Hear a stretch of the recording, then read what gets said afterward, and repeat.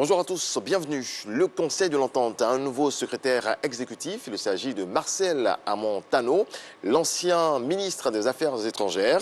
Il remplace le docteur Patrice Kwame qui occupait la fonction depuis janvier 2012. Konaté Moussa a assisté pour nous la passation des charges. Regardons. Marcel Amontano est le nouveau secrétaire exécutif du Conseil de l'Entente. Il remplace Patrice Kwame à ce poste depuis 2012. Patrice Kwame quitte donc ses fonctions après 2 mandats. Avec l'accord de la conférence des chefs d'État, un programme immobilier est lancé avec le projet de construction de la tour Entente à Abidjan.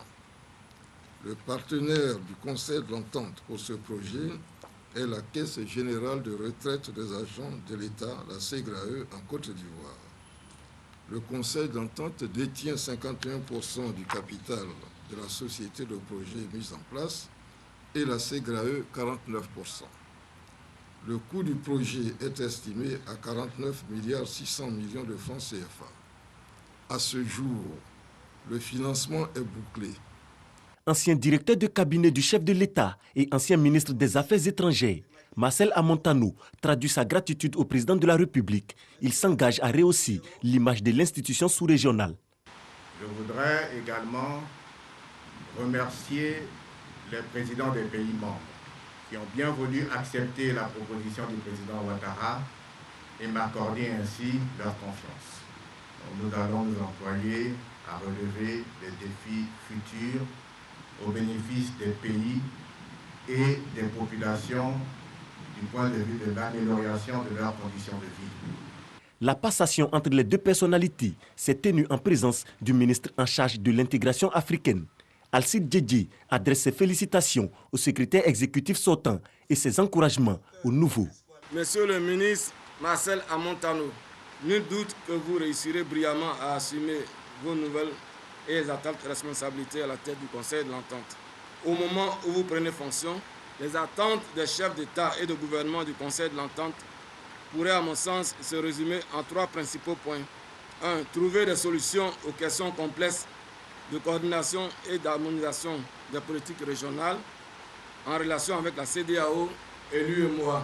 2. Poursuivre les projets structurants et intégrateurs à impact direct sur les populations, surtout les couches les plus fragiles. Et en 3e lieu, poursuivre les efforts en vue de l'instauration d'un climat de paix et de sécurité dans l'espace entente face à la menace des activités des groupes terroristes.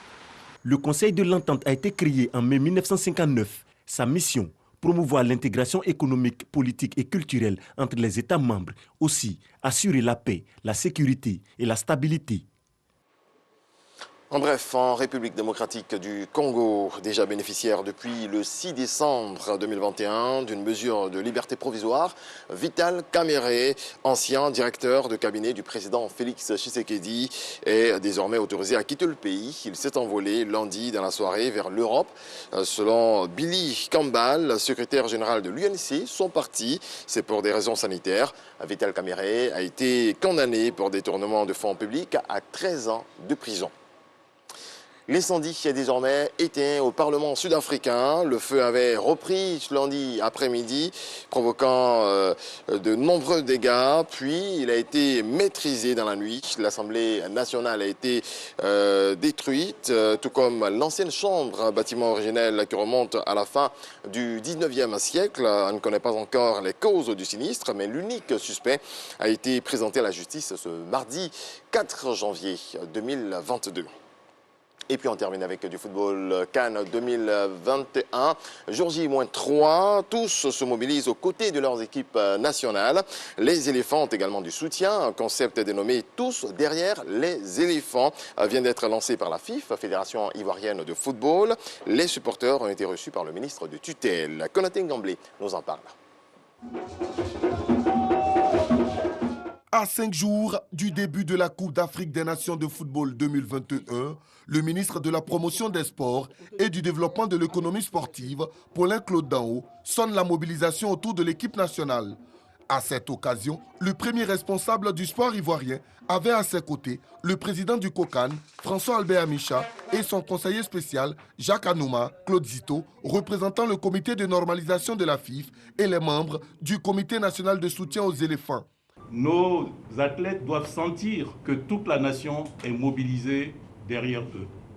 Et c'est pour cela qu'au nom du comité d'organisation de la CAN 2023, qui sera dans la délégation officielle conduite par le ministre en charge des sports, le ministre Paulin-Claude Danho, il faut qu'après 1992, après 2015, 2021, voilà la 3e étoile des éléphants de Côte d'Ivoire.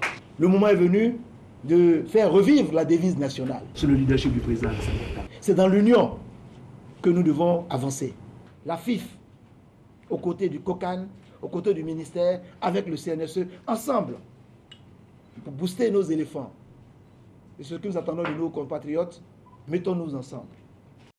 Un peu plus tôt, Dao Paulin et François-Albert Amicha ont échangé sur l'état d'avancement des travaux de la CAN 2023 consignés dans ce document. Des retrouvailles qui augurent des lendemains meilleurs pour la CAN 2023 en Côte d'Ivoire. Point final, nouveau rendez-vous de l'actualité à 7h.